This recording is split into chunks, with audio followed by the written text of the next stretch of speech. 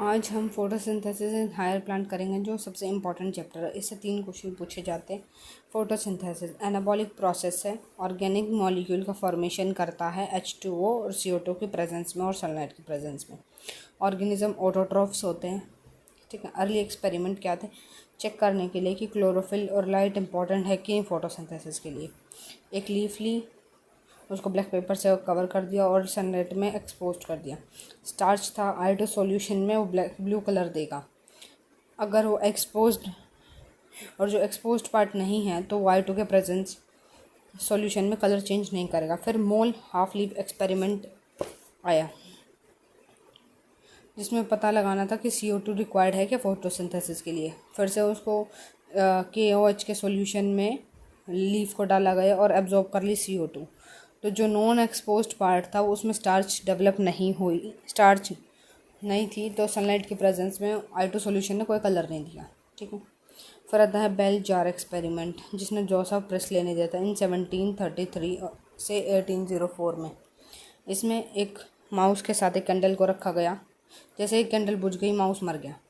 दूसरे में एक मिंट प्लांट के साथ कैंडल को और माउस को रखा गया, तो CO2 फिक्स कर दी मिंट प्लांट ने और O2 भी किसने दी? प्लांट ने, ठीक है। तो माइस जिंदा रहा। इससे पता चला कि O2 bubbles day light time में बनते और प्लांट रिस्टोर कर लेता है। उसके बाद आता है जेंस इंजन हाउस इन 1730 से 1799। इसमें डे टाइम पे ग्रास को देखा गया, एक्वाटिक प्लांट में हाइड्रिला को, और नाइट में देखा गया। डे टाइम पे फोटोसिंथेसिस हो रहे थे तो बबल्स बन रहे थे, पर नाइट टाइम में कोई बबल्स नहीं बन रहे थे। ज्यूलियस वॉन सैक इन 1854 उसने बताया था कि फोटोसिंथेसिस में एंड प्रोडक्ट ग्लूकोज है, पर वो स्टोर्ड स्टार्च की फॉर्म में होता है, और प्लास्टिड बनाता है अमाइलोपेक्टिन और क्लोरोप्लास्ट की फॉर्म में। ऑकरेंस है क्लोरोप्लास्ट में।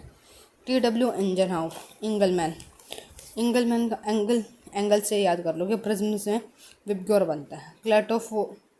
क्लैडोफोरा ऑटोट्रॉफ एल्गी है, ग्रीन एल्गी। क्लोरोफिल ए होता है। एरोबिक बैक्टीरिया एजेटोबैक्टर है, और मैक्सिमम रेड में और मिनिमम वॉयलेट में डेविएशन शो करता है। और मैक्सिमम जो एल्गी ग्रोथ हो रही थी वो रेड और ब्लू कलर में हो रही थी, ठीक है। तो हमने ये देखा कि क्लोडोफोरा ग्रो हो रहा है रेड और ब्लू कलर में।